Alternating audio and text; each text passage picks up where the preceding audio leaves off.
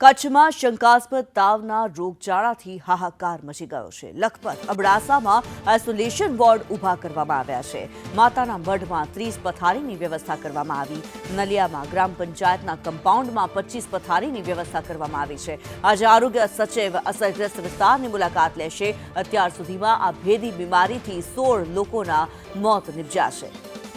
અલ્પેશ ગોસ્વામી વધુ વિગતો સાથે જોડાયા છે। અલ્પેશ, કચ્છમાં શંકાસ્પદ તાવે હાહાકાર મચાવી દીધો છે। આ રોગચાળાને નાથવા માટે કેવા પ્રકારની તૈયારી કરવામાં આવી? જે કિન્નરી વાત કરવામાં આવે તો કચ્છના લખપત અને અબડાસા તાલુકામાં શંકાસ્પદ તાવના કારણે અત્યાર સુધીમાં 16 લોકોના મોત થયા છે ને જે રીતે સતત આ તાવના દર્દીઓ છે તે વધી રહ્યા છે તેને લઈને ગઈકાલે આરોગ્ય મંત્રી ઋષિકેશ પટેલ પણ કચ્છ પહોંચ્યા હતા। તેમને અસરગ્રસ્ત વિસ્તારની મુલાકાત લીધી છે। ત્યારબાદ લખપત અને અબડાસા બંને તાલુકામાં હવે આઇસોલેશન વોર્ડ ઊભા કરવામાં આવ્યા છે। માતાના મઢમાં 30 પથારી, નલિયા ગ્રામ પંચાયતના કમ્પાઉન્ડની અંદર 25 પથારી, સાથોસાથ ભુજની જીકે જનરલ હોસ્પિટલની અંદર આઇસોલેશન વોર્ડ ઊભો કરવામાં આવ્યો છે।